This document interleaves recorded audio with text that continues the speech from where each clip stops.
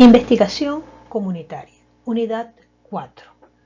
Vamos entonces en esta unidad 4 a revisar cuál es la metodología y qué elementos de esa metodología nosotros vamos a trabajar en esta primera unidad para hacer nuestra primera entrega y nuestro primer acercamiento a nuestro proyecto comunitario. Vimos entre la unidad 1, la unidad 2 y la unidad 3 cómo hay todo un marco jurídico, todo un marco institucional que respalda al proyecto, que no es otra cosa que la operatividad de una política pública en salud.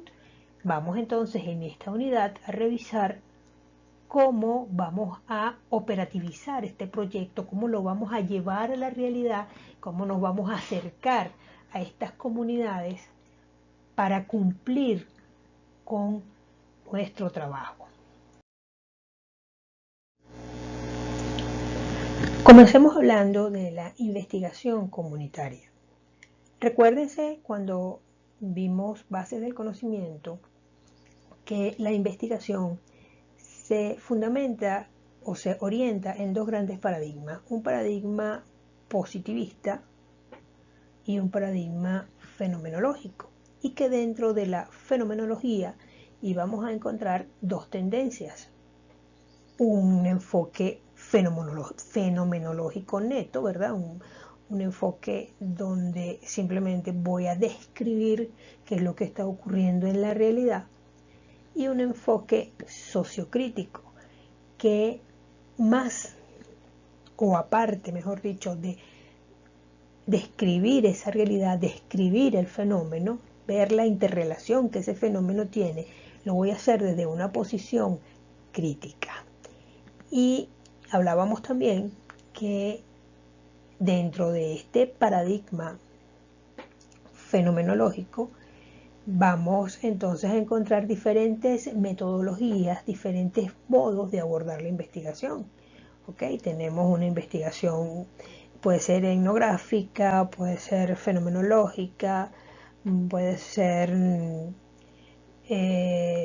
hermenéutica, y cuando nos ubicamos dentro del paradigma sociocrítico tenemos entonces la investigación, acción, participación, porque más que comprender el fenómeno, que es la orientación de la investigación fenomenológica, es la transformación de la realidad. Entonces, primero debo comprender qué es lo que está ocurriendo en esa realidad para luego transformarla o tener elementos para poder transformar esa realidad. Por tanto, cuando hablamos de investigación comunitaria, lo podemos definir de la siguiente forma.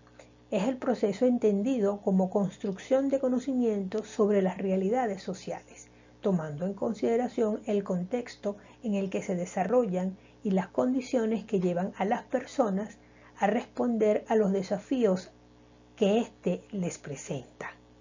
Entonces, investigar comunitariamente es revisar esa realidad social, ver qué construcciones de conocimiento hay allí, más el aporte que va a hacer el investigador para generar transformaciones que cambien esa realidad inicial.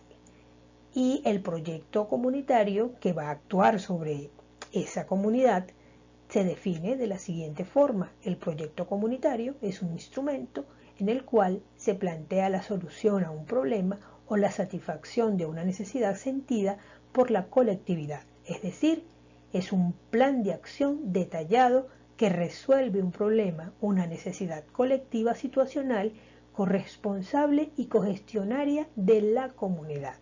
Entonces, nuestro proyecto es ese plan de acción, esa serie de actividades que van a llevar a que esa situación problema, esa situación que no estaba bien, pueda encontrar alguna solución. Y hay dos elementos interesantes en este concepto cuando me habla de corresponsable y de cogestionaria, que no es el investigador únicamente que va a llegar a solucionar el problema de la comunidad, sino que va a ser un trabajo conjunto entre la comunidad y el investigador. Fases del proyecto. Como hablamos de investigación, acción, participación, entonces estamos hablando de que nuestro proyecto académico comunitario tiene varias fases. Vamos a revisar brevemente cuáles son esas fases, vamos a recordarlas. Caracterización de la comunidad. Aquí entonces es la fase inicial donde vamos a retratar, hacer una foto de nuestra comunidad. Luego nos viene el análisis epidemiológico. Vamos entonces a ver cómo está la salud colectiva de esa comunidad que yo estoy estudiando.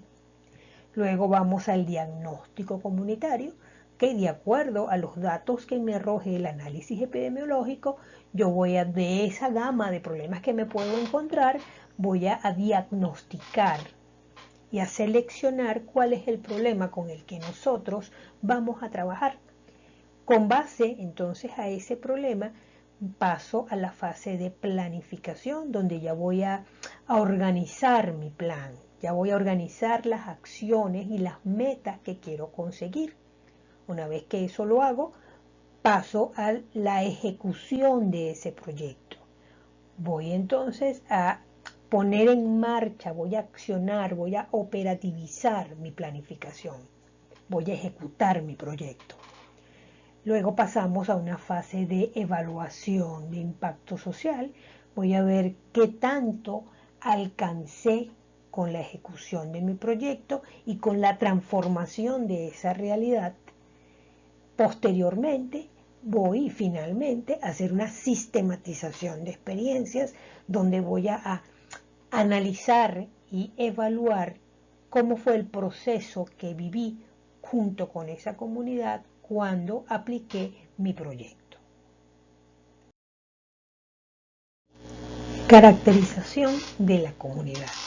Llegamos entonces aquí al producto final que yo debo obtener de mi proyecto 1, que es la caracterización de la comunidad. ¿Y qué es caracterizar? Caracterizar es dar una mirada general al espacio local en el cual vamos a adelantar nuestro trabajo, para describir cómo es y cómo está actualmente en términos ecológicos, ambientales, económicos, sociales, culturales, entre otros. Entonces, caracterizar, según nos dice el concepto, es describir cómo está la comunidad, qué es lo que hay en la comunidad, qué es lo que tiene esa comunidad. Ojo, no es dar mi opinión, no es lo que yo creo, es caracterizar, es simplemente describir de forma detallada y objetiva qué es lo que yo encontré en esa comunidad, qué tiene. ¿Por qué caracterizar? Permite tomar acciones direccionadamente, pertinencia en el diálogo de saberes y prever impacto de las acciones a desarrollar. Por supuesto, si yo sé qué es lo que tiene esa comunidad, si ya yo vi cómo funciona esa comunidad, pues me va a permitir tomar acciones mucho más certeras, me va a permitir saber cómo yo voy a entablar ese diálogo de saberes, ese intercambio de información con la comunidad, y va a permitir que yo prevea cuáles son los impactos que van a tener esas acciones que yo voy a generar en esa comunidad a través de mi proyecto. Continuando con la caracterización de la comunidad, me pregunto, ¿cómo caracterizar? Caracterizar lo voy a hacer en 3 momentos. El primer momento, antes de llegar a la comunidad, por supuesto, debo saber en qué comunidad voy a trabajar, conocer ciertos antecedentes de esa comunidad, cuál es su dirección, cómo llego a la comunidad, en qué horario puedo ir a esa comunidad y sobre todo, muy importante, qué informante clave, qué miembro de esta comunidad me va a acompañar en mi proyecto, me va a acompañar a entrar a esa comunidad, a abrirme las puertas a esa comunidad. Una vez que ya estoy adentro, viene el segundo momento, es cuando estamos en la comunidad. Y cuando estamos en la comunidad, entonces comienzo a hacer mi caracterización, comienzo a recorrer sus calles, comienzo a conocer las personas, comienzo a hacer mi descripción. Y es importante para esto, entonces, tener una cámara fotográfica o tener un teléfono que me permita tomar fotos y videos, tener un diario de campo donde voy haciendo mis anotaciones de lo que voy encontrando en esa comunidad, hacer mis descripciones y, por supuesto, intercambiar permanentemente con este informante clave la información que voy recabando para ir dándole forma a mi caracterización. Y finalmente tenemos el tercer momento, cuando la comunidad se involucra. Una vez que mi caracterización está terminada, yo debo presentársela al Consejo Comunal, debo presentársela a estos miembros de la comunidad que me están acompañando para que ellos aprueben, ¿ok?, o me pidan hacer modificaciones a mi caracterización para que mi trabajo se acerque lo más que se pueda a una descripción detallada de la comunidad donde estoy trabajando. También es importante buscar el vínculo entre mi profesor tutor, a quien también le voy a ir presentando los avances de mi trabajo, y la comunidad, que el profesor tutor esté en contacto telefónico, vía correo, vía WhatsApp. Sería ideal que fuera personal, eso habría que verse en su momento, que nuestro docente tutor pues conozca a esta comunidad y sepa cómo estamos trabajando en un gran equipo para llevar a cabo nuestro proyecto. Por supuesto, cuando nosotros ya involucramos a la comunidad en nuestro proyecto directamente, ellos van a comenzar a hablar de sus problemas y de las situaciones que los están afectando. Y es entonces cuando pasamos a la identificación de los problemas de la comunidad. No se trata de un diagnóstico, es solo una aproximación a las situaciones que afectan a la comunidad. Debemos escribir cuáles son los problemas de forma general. ¿Okay? Ellos nos van a dar los problemas y nosotros los vamos a anotar y los vamos a enumerar. Por supuesto, cuando vengamos a hacer el análisis epidemiológico, todos estos problemas van a salir y yo voy a tener entonces una visión desde el punto de vista de la salud mucho más certera. Llegamos entonces al código de ética del investigador. Esto es un factor fundamental. El código de ética, el código de comportamiento moral que debe tener un investigador. Parecería una tontería, pues no lo es, porque de ese código de ética del investigador es que vamos a darle credibilidad a nuestro trabajo. Es que nuestro trabajo realmente va a ser un aporte real, significativo a los procesos de desarrollo productivo del país, del cumplimiento de esa política pública en salud de la cual yo estoy siendo partícipe. Entonces, ¿qué nos dice en líneas generales, tomando en cuenta el Código de Nuremberg de 1946 o el Código de Helsinki de 1966 o las declaraciones de la ONU de 1973? Más o menos podemos ubicar el código en los siguientes planteamientos. Diseño adecuado de la investigación, es decir, el diseño que yo tome de mi investigación pues debe arrojar los datos que yo estoy buscando. Por supuesto, si yo estoy buscando la transformación de la sociedad, yo estoy buscando la transformación de una realidad que perjudica por otra que sea más beneficiosa para la comunidad, entonces debo tener un diseño que se fundamente en un paradigma sociocrítico y en este caso el diseño de la acción, investigación, participación. Buen uso de los recursos económicos y rendición de cuentas. Creo que queda absolutamente claro, pues ustedes tienen que racionalizar sus recursos. Por supuesto, pues lamentablemente nosotros no recibimos recursos de la universidad, ni de ningún organismo, ni de la comunidad, pero estos recursos que son míos, que salen de mi bolsillo, pues yo tengo que utilizarlo de la manera más racional posible.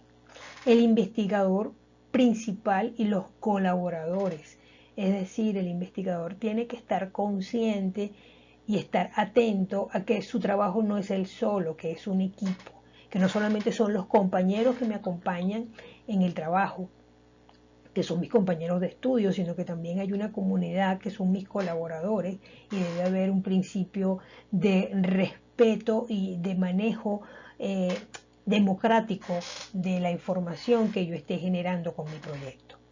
Relación con el medio ambiente. Debo ser respetuosa del medio ambiente de la comunidad donde voy.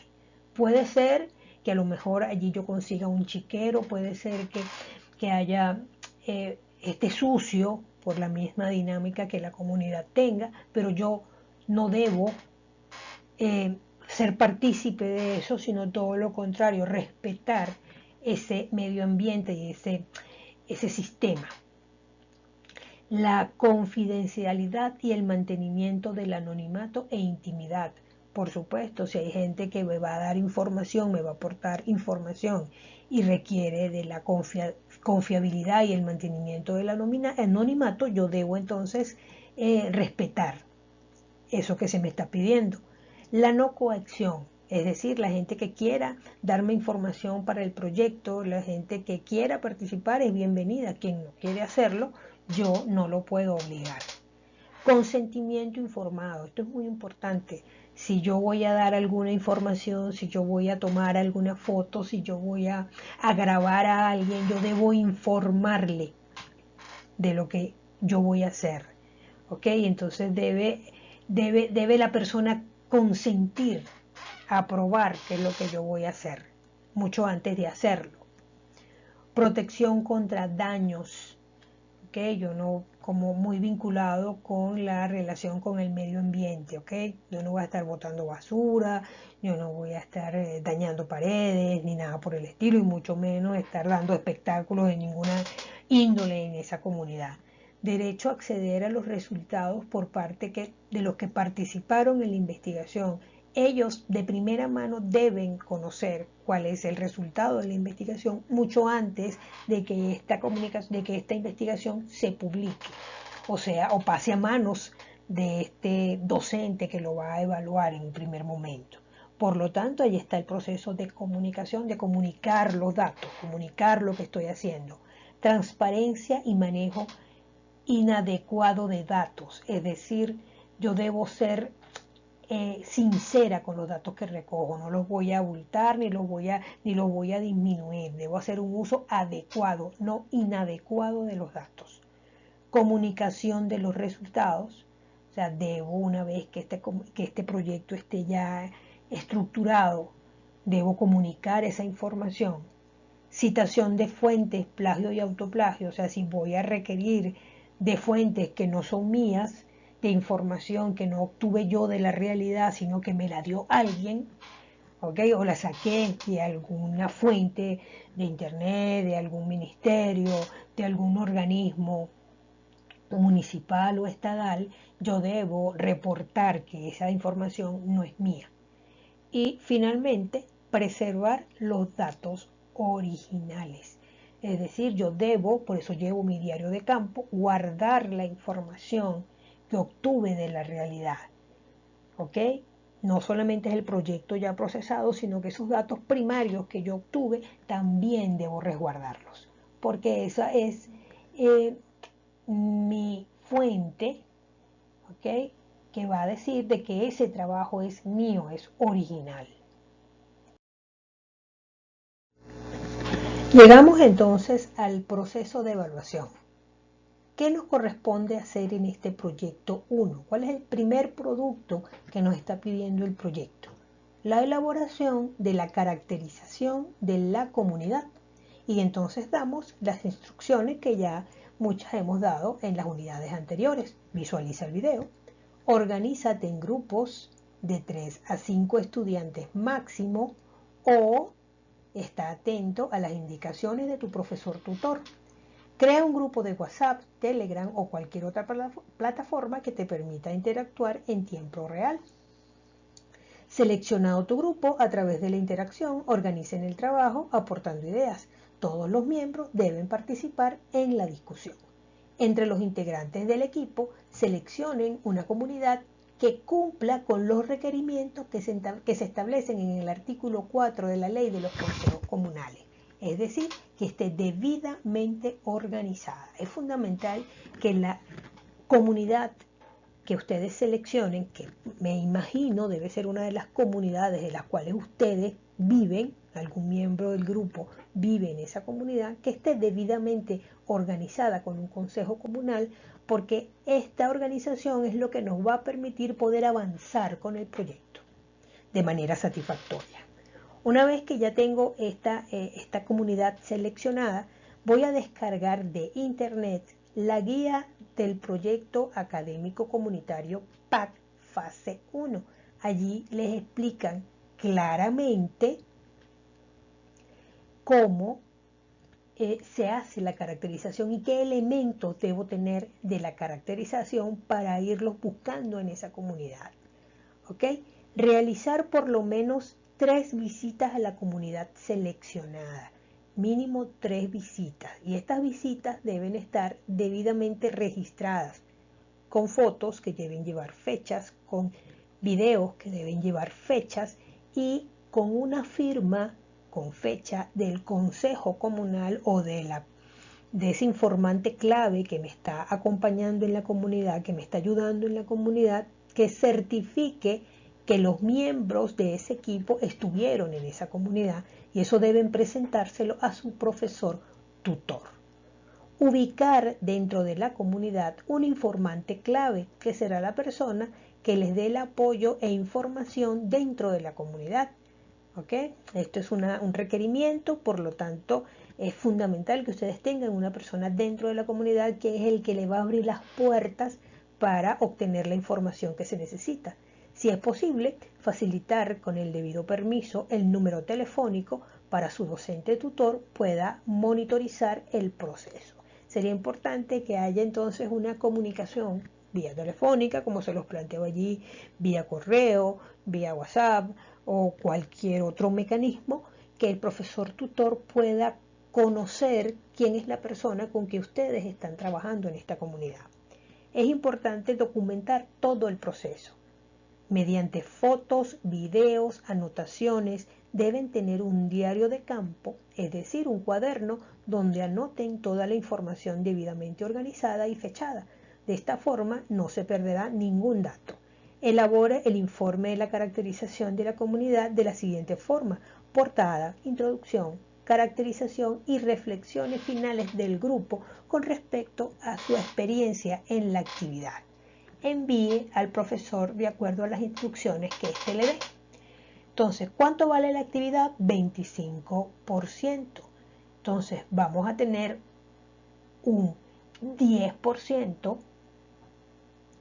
de asesoramiento con el docente.